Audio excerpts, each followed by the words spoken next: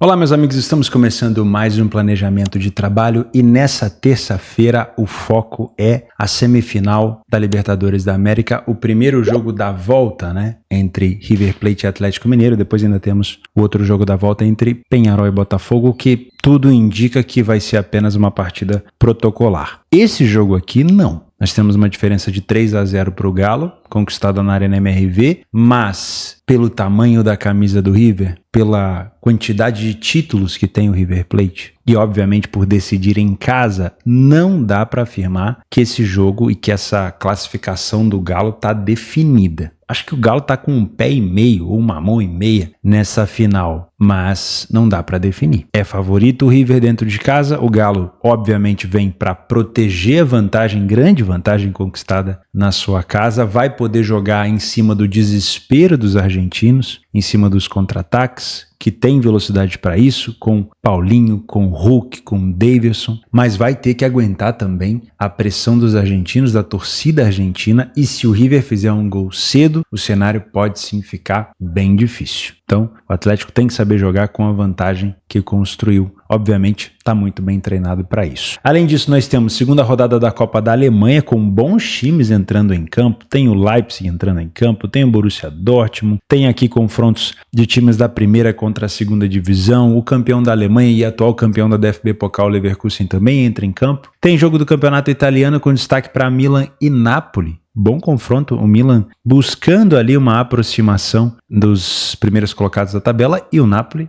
já distanciando, né, com o empate entre Inter e Juventus. O Napoli se distanciou ainda mais na liderança da competição e tem Série B do Campeonato Brasileiro já entrando na reta final para a gente conhecer os 4 que vão subir direto e também os 4 rebaixados. Meu nome é Theo Borges, esse é mais um Bom Dia Mercado, nosso planejamento diário sobre apostas e trade aqui no YouTube. Eu espero conseguir te ajudar a fazer o melhor planejamento possível para essa terça-feira, dia 29 de outubro. Quero começar esse planejamento comentando sobre a provável não vitória da Bola de Ouro do Vini Júnior. Estou gravando esse vídeo às 15h45 da segunda-feira. A cerimônia já começou e tudo indica que o Vini Júnior não vai ganhar, que o Rodri vai ganhar a Bola de Ouro. Muito provavelmente, na hora que você está vendo esse vídeo, o Rodri já ganhou a Bola de Ouro. E é uma coisa meio estranha, né, cara? Eu sei que eles dão um peso muito grande pro futebol de seleções, mas ficou estranho. Eu não sou de entrar muito em polêmica, não, sabe? Eu gosto de fazer o meu trabalho quietinho na minha. Não gosto de ficar fazendo, criando polêmica, comentando sobre polêmica, usando hype de polêmica para querer aparecer, para querer estar na mídia, para querer seguidores. Não gosto disso. Gosto de fazer meu trabalho quieto, tanto gravando meus vídeos aqui no planejamento, quanto produzindo conteúdo e também trabalhando no mercado. Mas me passa uma sensação de que essa Bola de Ouro tirada do Vini foi uma mensagem, né? Uma mensagem, talvez por não terem gostado muito do comportamento do Vini ao longo da temporada, ou até outras questões raciais. Não sei se eu tô falando besteira, mas fica muito estranho, né? Parece que de fato a briga do Vini contra o racismo incomoda muita gente. E tirar um prêmio desse no jogador que foi campeão da Supercopa, da Liga dos Campeões, teve um número de gols muito maior do que o Rodri, assistência também, se não me engano, muito maior, só pelo fato dele não ter ido bem na Copa América. Pô, sério? Não sei. Talvez se fosse pelo título da Espanha na Euro, o Lamine Yamal merecia, né? Ele provavelmente vai ganhar como Golden Boy, mas ele merecia, então, ser o Bola de Ouro, porque foi o grande destaque. Ele não foi. Na minha opinião, o Lamine Yamal foi muito mais destaque do que o Rodri na seleção. E o Cucurella, na minha humilde opinião, eu acompanhei a Euro de cabo a rabo, trabalhei a Euro inteira, compartilhei com vocês meus resultados, foi até superior ao Rodri em relação a isso. E a temporada do City não foi aquela temporada do City com a tríplice coroa, tá? Essa foi a temporada retrasada, tá bom? A temporada do City esse ano não foi uma temporada assim absurda. O City ganhou a Premier League, tudo bem. Mas o Real ganhou a La Liga, a Champions, a Supercopa e o Vini foi destaque na maioria dessas competições. Enfim, eu não gosto mesmo de entrar em polêmica, mas ficou uma sensação de merda, assim, sabe? Muito estranho. Muito estranho. Vamos embora. Vamos começar com Leipzig e São Paulo. Futebol alemão, DFB Pokal, funciona da seguinte maneira. Quando nós temos times de divisões superiores enfrentando divisões inferiores, a decisão, na maioria das vezes, é na casa do pequeno, principalmente quando é de primeira contra terceira divisão. Quando isso não acontece, quando são times de primeira e segunda divisão, na maioria das vezes é por sorteio mesmo. E aqui nós temos Leipzig e São Paulo, duas equipes da primeira divisão. Na Copa da Alemanha, eu gosto de trabalhar, sim, o mercado de match odds, porque em algumas situações existe determinada oportunidade, mas eu sempre prezo por olhar com mais carinho para o mercado de gols, porque é um jogo único. E aí, o pequeno, num jogo único, ele tem chance de poder passar, né? Temporada passada, vocês vão lembrar do Saarbrücken. O Saarbrücken que eliminou o Bayern de Munique, o Karlsruhe, se eu não me engano, posso estar falando besteira, tá? O Frankfurt, depois ele foi eliminado pelo Kaiserslautern, que chegou na final, se não me falha a memória, contra o Leverkusen. Kaiserslautern, que também é uma equipe recentemente da terceira divisão, agora está na segunda, enfrentou o campeão da Alemanha e o campeão da Alemanha levou o título. Então, é uma competição muito digna por essa possibilidade dos times pequenos conseguirem avançar. E aqui nós temos, não dá para dizer que o São Paulo é pequeno perante ao Leipzig, mas tecnicamente falando, o Leipzig é uma equipe muito melhor e decide em casa. Mas, de novo, eu prefiro muito mais olhar para o mercado de gols, tá? Eu vou colocar aqui como pelo menos 2 gols, não duvido de um jogo para ambas marcam, para o time do São Paulo também aparecer por aqui. A cotação do 2,5 é ruim, então eu te aconselho trabalhar no live. O melhor cenário para gols nesse jogo é o Leipzig na frente do placar, com o São Paulo se expondo. Lembrando que o São Paulo não vai bem das pernas no campeonato alemão. Olha aqui o PDF de apoio. São Paulo venceu apenas uma partida fora de casa e o Leipzig não perdeu nenhuma, mas o time do São Paulo falhou pouco em marcar fora de casa, tá? O aproveitamento do São Paulo é até melhor. Isso significa que mesmo sem criar tanta oportunidade, o São Paulo pode encontrar o seu gol. Fechou? Então, para mim, esse é um jogo para ficar de olho em gols. Segundo jogo que eu quero olhar por aqui é Stuttgart e Kaiserslautern. Esse é um jogo um pouquinho mais tarde, mas com uma cotação interessante. O Stuttgart, ele é de primeira divisão, ele está na Liga dos Campeões, ele ficou na vice-colocação, né, na segunda colocação da Bundesliga no ano passado, na frente do Bayern de Munique, e enfrenta o Kaiserslautern, que hoje é uma equipe de segunda divisão. Já foi de terceira, mas hoje é uma equipe de segunda divisão. O Stuttgart está invicto dentro de casa na Bundesliga, e o Kaiserslautern na segunda divisão da Alemanha já teve ali seus bons momentos, agora passa por um período mais conturbado. Né, já disputou 6 partidas, é uma equipe que falhou em marcar bastante, né? O time do Stuttgart não falhou em marcar em nenhum jogo e não falhou em sofrer em nenhum jogo. E é isso aqui que me agrada. Não me agrada essa cotação de 1,25 do Stuttgart, eu não vou te indicar uma vitória do Stuttgart por aqui, mas me agrada pensar também no mercado de gols, porque o Stuttgart pode sair na frente, forçar o Kaiserslautern a sair para o jogo e ter espaço para contra-ataque. O Kaiserslautern, como boa equipe de bola aérea, pode surpreender o Stuttgart por aqui e talvez forçar o Stuttgart a ter que virar esse jogo e também ter espaço para contra-atacar. Então, na minha opinião, de novo, é uma possibilidade para a gente olhar aqui para o 2,5. Você vê que a cotação está pior ainda do que o jogo do Leipzig. O que você faz nessa situação?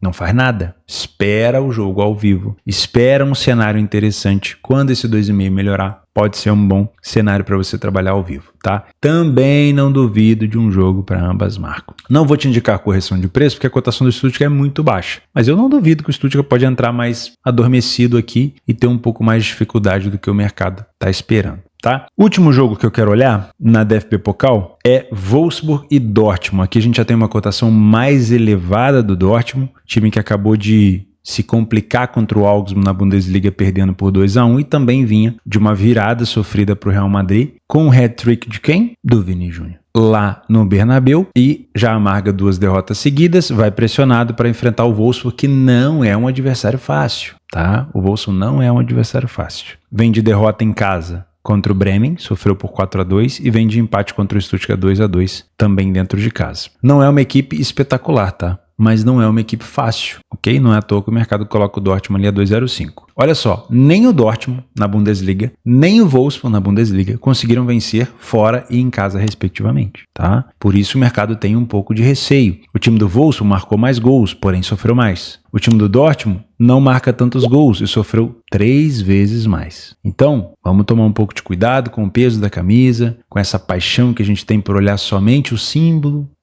e comprar a qualquer preço. É jogo único, toma um pouco de cuidado. De novo, não duvido de um jogo para pelo menos 2 gols e para um possível ambas marcam. Nos últimos confrontos entre eles, na casa do Wolfsburg. Vamos lá, ó. 2-0 Dortmund, 2-0 Dortmund, 3-1 Dortmund, 2-0 Wolfsburg e 1-1. Não é comum ambas marcam, tá? A cotação aqui é 1,53, ela não é boa. Você pode esperar uma cotação melhor, já que não é uma coisa tão frequente assim. Lembrando que eu tô só olhando pro Wolfsburg em casa, tá? Mas como o Dortmund vem de 2 derrotas seguidas, gera cobrança na Bundesliga, gerou cobrança na Liga dos Campeões, o Dortmund tem sofrido gol em todos os jogos, vale a pena ficar de olho sim no Wolfsburg marcando por aqui. Olha os últimos jogos do Dortmund, ó. Tirando o jogo contra o Bremen. Sofreu do Heidenheim, 2, não sofreu do Bruges, sofreu do Stuttgart, 5, sofreu do Bochum, 2, sofreu do Celtic, 1, sofreu do Union Berlin, 2, sofreu do São Paulo, 1, sofreu 5 do Real e 2 do Augsburg, ok? Então, dá pra ficar de olho sim. E óbvio, é um jogo para correção de preço. Se você é um trader por aqui, o Dortmund não entregando o que o mercado espera nesses minutos iniciais, a cotação do Dortmund tende a corrigir. Finalizamos aqui a DFB Pokal. O que eu te aconselho a olhar com mais carinho se você quiser traçar jogos complementares? Augsburg Schalke é um confronto de uma equipe de primeira divisão que não vai bem das pernas, mas que venceu o Dortmund na última rodada, contra o Schalke, que é uma equipe de segunda divisão que quer voltar para a primeira. Esse favoritismo ele pode ser bem mentiroso, porque por mais que o nível técnico hoje seja um pouco diferente, o Augsburg não é um time de topo de tabela na Bundesliga. É um jogo complementar, tá? Outro jogo, Leverkusen e Elversberg. O Elversberg é um time bem camaleão. Ele se adapta ao jogo reativo, ele se adapta ao jogo propositivo, ele sai bem da pressão, só que ele vai enfrentar aqui o campeão da competição atual e também o campeão da Bundesliga. Então é bem difícil, né? Eu apostaria num jogo para gols. Para mim também é um jogo complementar. Colônia Kiel, jogo de primeira divisão do Kiel contra segunda divisão do Colônia. Mas vamos ser sinceros, esse parece ser um jogo de primeira ou de segunda divisão. Muito provavelmente segunda. O Colônia hoje é de segunda divisão e o Kiel não começou tão bem assim na primeira divisão da Alemanha. Então dá para ficar de olho sim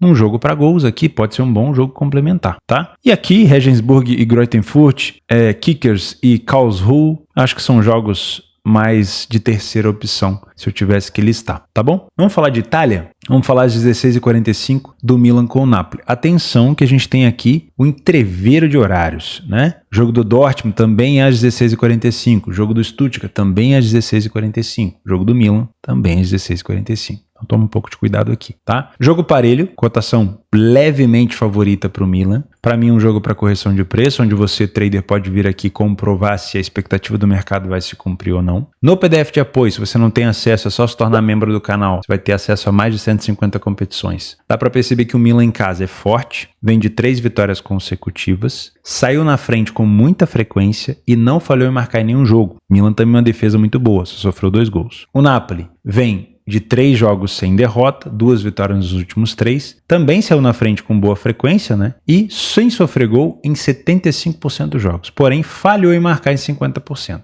Já é um pouco mais, vamos dizer assim, problemático no ataque, pelo menos fora de casa. Tanto o Napoli quanto o Milan têm um aproveitamento de finalizações muito bom. Isso é perigoso no jogo de correção de preço, porque você pode acabar tomando um gol contra a posição. O primeiro tempo do Milan é muito superior, apesar do Napoli não ter perdido nenhum. E o segundo tempo do Napoli é levemente superior ao do Milan. Jogo muito difícil de você se agarrar em algum fundamento para tentar traçar um lado ou outro, tá? Para mim é para você apostar ao vivo nesse jogo e não no pré-live. Nos últimos confrontos entre eles, entretanto, nós tivemos uma superioridade do Milan aqui recentemente, ó. Desde 2023, 4-0 do Milan, 1-0, 1-1, 2-2 e 1-0 do Milan. Mas é frequente um jogo mais amarrado. Ó, 1-0, 1-0, 1-1, 2-2. Somente aqui tivemos um 4-0. E nesse ano, se eu não me engano, o Milan foi campeão em 2023, né? Foi aquele final da temporada 2022-2023 que o Milan, eu acho, se eu não estou enganado, que o Milan tinha sido campeão nessa época. Mas o Napoli vem muito bem. O Napoli é líder da competição. Então, se essa cotação do Milan fosse um pouquinho mais baixa, eu diria aqui que era um favorito que poderia se complicar, tá? Mas para mim é jogo parelho. Olhando aqui o que as duas equipes fizeram, 75% dos jogos do Milan em casa com over 1,5,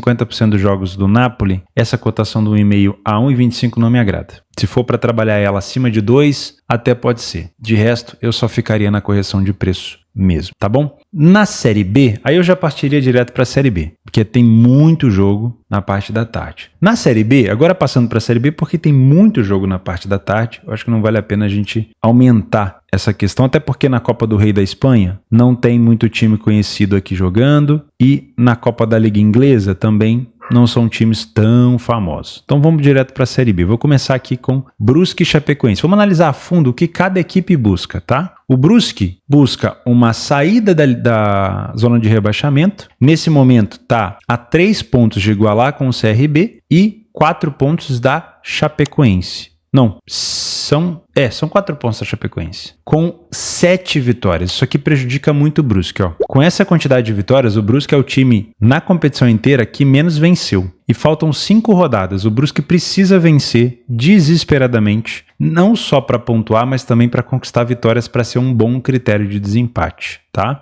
O Brusque tem um saldo bem ruim, bem negativo. A Chapecoense também não tem um saldo muito bom, mas tem mais pontos e tem mais vitórias do que o Brusque. No PDF de apoio, o Brusque vinha de bons resultados em casa, mas acabou perdendo. Vamos ver contra quem o Brusque se complicou? Contra o CRB. Então ele venceu o Vila Nova, venceu o Amazonas, venceu o Ituano e se complicou contra o CRB. Péssimo time para se complicar, né? Porque o CRB tá ali, digamos assim, no confronto direto da zona de rebaixamento. A Chapecoense vem de péssimos resultados fora, venceu apenas uma partida e empatou uma, 6 derrotas em 8 jogos, difícil de confiar, mas vamos ser sinceros, é difícil de confiar no Brusque também. O Brusque venceu 7 das 16 em casa, né? A quantidade de vitórias do Brusque foi toda praticamente em casa. Ele não venceu nenhuma partida fora. Então eu ia até contestar essa cotação do Brusque, mas isso aqui faz diferença, né? Faz diferença. A Chape vem muito bem, mas vem muito bem em casa. Olha só, a Chape tinha conquistado aqui vitórias contra o Santos, contra o Amazonas, contra o Avaí, contra o Ceará. Mas aí fora de casa perdeu para o Paysandu, perdeu para o Operário, perdeu para a Vila Nova. E em casa agora tomou uma goleada, um cacete do Goiás. Sinceramente, eu ia contestar essa odd do Brusque, mas eu acho que ela tá por aí mesmo, tá? Para mim um jogo para correção. Pelo desespero das duas equipes, se eu fosse trabalhar em gols, no máximo um cenário de 2 gols. No máximo, tá? O Brusque tomou 0,5 gols em casa só. É um time que quando está na frente administra bem até a vantagem. E a Chape tomou 1,13 de média, pouco. Para mim tem um cenário, tem um quê de jogo under aqui. O potencial de jogo over nesse jogo, ele está muito atrelado a talvez uma vantagem de 2, 3-0 no placar. Mas sinceramente são equipes que não têm um ataque tão forte assim, ó. A Chape não chega a um gol marcado por jogo e o Brusque não chega a um gol marcado por jogo, uma média muito baixa. Então eu vou tirar essa possibilidade de 2 gols aqui e deixar realmente um jogo só para correção de preço, tá bom? Próximo jogo, Goiás e Operário. Mais um favorito aqui, um pouquinho mais favorito do que o Brusque. Nesse momento, são duas equipes que têm o mesmo objetivo, a aproximação no pelotão da frente. O time do Operário tem 2 pontos e uma vitória a mais do que o Goiás, né? Porém, faltam 5 rodadas, ainda dá para tentar se aproximar. É difícil? É muito difícil, tá? Porque pensa bem, ó, se ele vence 3 das 5 que faltam, o Operário vai a 59. 59 já tem Mirassol, Sport, Santos, e eles vão jogar 3 rodadas também. Então assim, não dá para achar que o mundo vai congelar enquanto você pontua. Isso aí é um cenário folclórico, né? O Goiás, então, nem se fala. Em 3 vitórias aqui, o Goiás chegaria a 57. 57 tem o Novo Horizontino, que vai jogar também. Então, é sim possível, mas é bem difícil. Mas as duas equipes precisam do resultado. O Operário, na tabela fora de casa, é um bom visitante. Ó, vamos descer aqui pro jogo do Operário. Olha só, o Operário, ele venceu 5 das 16, ele é o 5º melhor visitante da competição. Mas se você olhar com carinho, olha aqui, ó, 5 derrotas nos últimos 8 jogos. Quem que ele venceu fora de casa recentemente? Vamos lá. O Sport, bela vitória, e empatou com o Botafogo. Vinha de derrota para Santos, Amazonas e Ceará. O time do Goiás venceu o Santos, o Avaí, vacilou com o Mirassol, perdeu no derby para o Vila Nova e venceu o Amazonas. Eu não vou contestar essa vitória do Goiás a 1,90, porque o Goiás de fato tem um ataque 3 vezes melhor do que o Operário e uma defesa melhor. Sai mais na frente, falha menos em marcar. Tá? O Goiás em casa realmente é muito forte. Se quiser tentar sonhar com classificação, precisa vencer esse jogo. E aí, esse quê de desespero pode abrir uma possibilidade para gols, né? O over 1,5 a 1,50 me agrada muito mais nesse jogo do que a 1,50 no Brusque com a Chape. Porque o Operário, apesar de não sofrer tantos gols, o Goiás compensa na quantidade de gols marcados. Mesmo o último jogo do Goiás tendo sido 1-0.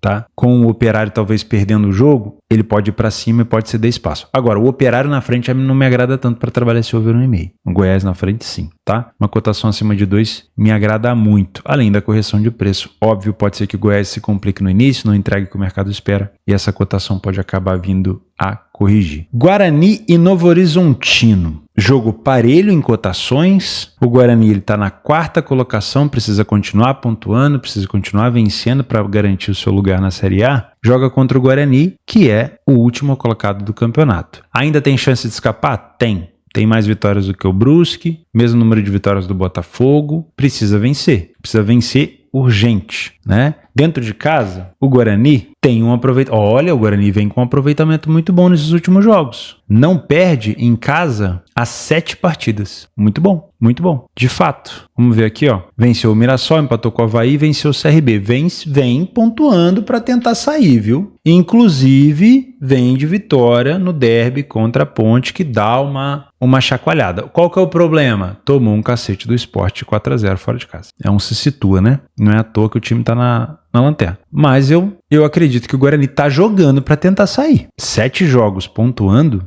com 5 vitórias em 2 empates. Olha, se nos últimos 5 jogos ele repetir esse aproveitamento, vamos supor que vença 3 e empate 2. Pô, se ele vencer 3 e empatar as 2, ele vai a 42 pontos. Pode tentar. Então, para mim, é um jogo para correção de preço. E eu tô receoso com o gols. Por quê? O Guarani não é uma equipe tão goleadora. O Novo Horizontino fora de casa também não. O Novo Horizontino é um visitante muito bom. É o 3º melhor visitante da competição. Mas não marca tantos gols assim. Ó, muito forte de cabeça. 15 gols marcados de cabeça no Novo Horizontino, no geral. Dos 38 gols marcados, 15 foram de cabeça. Ah, se o Guarani não tomar cuidado. O Guarani também tomar muito gol de cabeça. Ai. Enfim, olha só, over 1,5, 44% dos jogos do Novo Horizontino fora e 56% dos jogos do Guarani em casa. Não gostei da média, provavelmente a cotação vai estar baixa também, então se for trabalhar a favor de gols nesse jogo, 1 gol. 0-0 no primeiro tempo, tentar buscar o over limite ali a 2, pode ser bom, tá? Amazonas e Botafogo já é uma briga aqui contra o rebaixamento. O Amazonas, ele tá mais tranquilo, com 45 pontos o Amazonas não cai, mas também muito dificilmente vai subir. Tem um bom número de vitórias, mas dificilmente vai subir. Porque o Amazonas, a força do Amazonas é em casa, né? Olha só, o Amazonas em casa tem 10 vitórias em 16 jogos. Fora de casa, o Amazonas venceu 2. Então, dificilmente ele vai conseguir subir. O Botafogo, dentro da zona de rebaixamento, tem que ir para cima. Só que o Botafogo, fora de casa, ele venceu 3 e perdeu 9. Tem um saldo horroroso. Então eu não duvido de um jogo de desespero aqui do Botafogo, cedendo até espaço para o Amazonas. Eu não duvido de um jogo para pelo menos 2 gols, tá? Uma cotação acima de 2 me agrada muito. Vamos para River Plate e Galo? Jogo talvez mais importante do dia de hoje, né? Principalmente se você é atleticano. Nós temos uma situação onde o mercado tende a acreditar, obviamente, primeiro na força do mandante, o River Plate em casa é muito forte. Segundo, na questão do saldo do confronto. O fato do Galo ter feito 3-0 na Arena MRV tira um pouco do Galo da pressão de ganhar. O objetivo do Galo não é sair do Monumental com a vitória. O objetivo do Galo é sair do Monumental com a classificação. E para isso não pode perder por 3 gols de diferença, porque se perder, teremos penais. Então, o mercado ele vai de encontro a esses 2 fatores. A não necessidade de vitória do Galo e a força do estádio e do elenco do River na sua casa. E para mim é isso mesmo, tá? Eu acredito que uma vitória do River Plate nesse jogo não seja um cenário ruim de trabalhar. Com uma cotação um pouquinho mais elevada, não é desrespeito nenhum com o Galo. Não é desrespeito. River vai fazer uma pressão danada, o Gallardo vai tentar botar o time para frente, o Galo vai ter espaço para contra-atacar. O Galo vencer esse jogo não é um cenário impossível, tá? Vou repetir, o Galo vencer esse jogo não é um cenário impossível, porque qualquer time que joga no desespero, não podendo errar, ele tá muito mais próximo do erro. Uma linha alta para fazer uma compactação ofensiva, para criar uma dificuldade para o Galo sair jogando, é sim um calcanhar de Aquiles, porque se for feito errado, se o Galo recupera a segunda bola, se o Galo consegue um rebote, se o Galo consegue puxar um contra-ataque em velocidade, vai sair cara a cara com o Armani, ok? Então, existe sim um mundo onde o Galo vence esse jogo, mas é muito mais provável que o River consiga uma vitória simples do que a classificação. A classificação do River aqui já é bem mais complexa, porque aí o River teria que alinhar vários planetas, né? Ele teria que fazer um gol cedo, botar pressão no Galo, talvez conseguir um cartão ali vermelho pro Galo, fogo, né, pressão na torcida, e aí um segundo gol ainda, talvez ali no início do segundo tempo e depois pressão. Mas é muito difícil, por quê? Porque o Galo vai ter o contra-ataque. O que o Galo não pode fazer é só ficar recuado, porque 90 minutos é tempo demais. tá? Pode funcionar em algumas situações, mas 90 minutos recuado é tempo demais, tá? Então, na minha opinião, um jogo para ficar de olho numa vitória do River, né? Se você é um trader por aqui, trabalhar contra o Galo já é mais complexo, a não ser que o Galo abdique completamente do jogo, não tenha contra-ataque, não tenha saída de bola, não tenha segunda bola, não tenha nada. Aí beleza, trabalhar contra o Galo vai fazer sentido. E para trabalhar seco na vitória do River, se for com uma cotação um pouquinho mais elevada, é melhor. Então tentar buscar, por exemplo, o River não conseguiu gol nos primeiros 40 minutos, tentar buscar uma vitória do River no segundo tempo, uma cotação um pouco mais elevada. É claro que você tem que lembrar o seguinte, futebol também é emocional. Então o River ele vem no tesão doido para marcar um gol, doido. Se o Galo minar essas chances, defende, segura a bola no meio campo, consegue contra-atacar, cria um escanteio, cria perigo, catimba. Tu acha o quê? Tu acha que o time brasileiro não vai catimbar contra o time argentino? Tu acha? Aquele lateral de 20 segundos, 30 segundos, 1 minuto, aquela falta, claro que o Galo vai fazer isso. E isso vai o quê? Minando o emocional do River. Pode.